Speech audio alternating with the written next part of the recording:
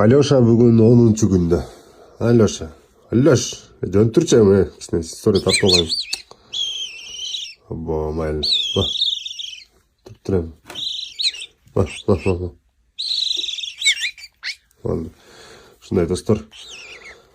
Бул крупный жеген эчтек болбойт, өтө сонун болот. Анан бунун обедти боюнча завтракка койдун этин жейт постоянно. Андан соң бөдөнөнүн этин жейт. Бөдөнөнүн эти өтө күчтүү болот. Анан десертке бөдөнөнүн тукуму. Ушундай 3 компонент менен багып атабыз. Дагы кичине чоңойгондон кийин уже жер жемиштерге өтө баштайт.